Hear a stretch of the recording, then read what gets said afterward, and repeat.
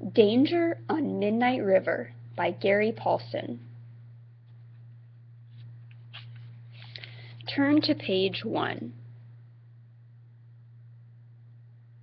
Chapter 1. Daniel Martin took one last look around his bedroom. It was pointless to put it off any longer. With a sigh, he grabbed his suitcase, threw his sleeping bag up on his shoulder, and slowly walked outside. The front screen door slammed behind him. He stood on the porch, ran his hand through his short brown hair, and looked up at the dark clouds in the sky. If he was lucky, there would be a storm and this whole dumb trip would be canceled. He thought about his mom. He knew she wouldn't be able to come and see him off. She was working. She was always working.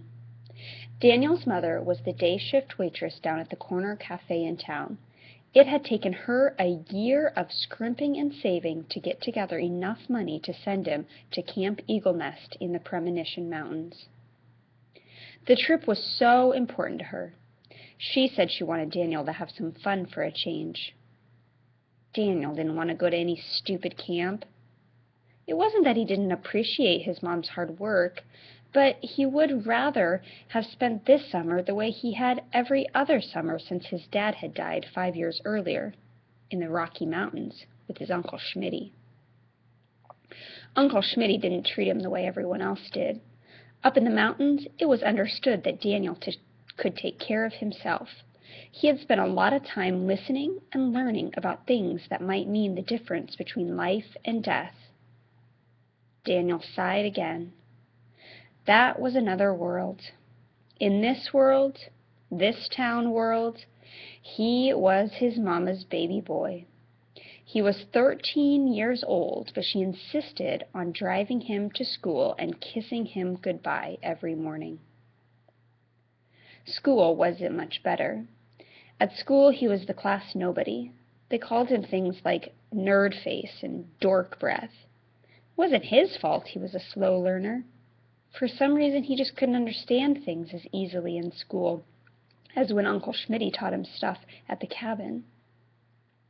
The teacher called him a student with special needs. Most of the kids called him retarded. Daniel rounded the corner by the gas station in the center of town and looked up. His lanky frame stiffened. Wouldn't you just know it?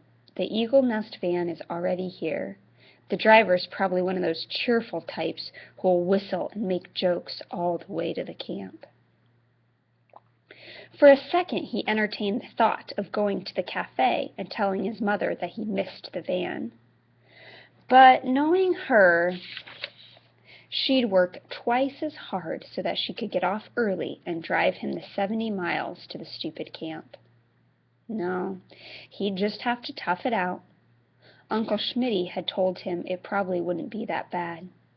He said to try and have fun with it. Fun? At a rich kid's camp for snobs? Sure, no problem. The driver was standing by the back of the van when Daniel walked up. "You're late, Squirt. Give me your gear and let's get this show on the road." Daniel shrugged and handed him his suitcase. So much for the cheerful type. The large man practically ripped the sleeping bag out of Daniel's hand. "I said let's go, kid. I don't get paid by the hour. This is my first trip as a driver for the camp, and I don't want no foul-ups." He shoved the boy toward the sliding side door of the van. "Well, well, look who's here. Daniel the dork." Daniel paused on the second step and looked up into the pudgy face of Scotty Howard. His worst nightmare had just come true. Scotty and his friends, Troy Dennis and Brandon March, were the only other passengers in the van. Troy was big for his age, with an attitude to match. He looked out the window. "Where's your mama, Danny boy? Ain't she gonna come down and kiss you bye-bye?" Troy and Scotty howled with laughter. Brandon let his feet slide off the seat in front of him. They hit the floor with a thud. His dark blue eyes narrowed and he scowled. "Leave him alone, boneheads. Let him get in the van." Aw, come on, Brandon. Scotty held his hands out. We're just trying to have a little fun with the geek. Later. Brandon's face was serious. Whatever you say, oh wise one. Scotty moved out of the aisle to let Daniel pass. As Daniel took a step, Scotty stuck his foot out and tripped him. Daniel fell to his knees. He jumped up with his fists clenched. Try that again, lard bucket.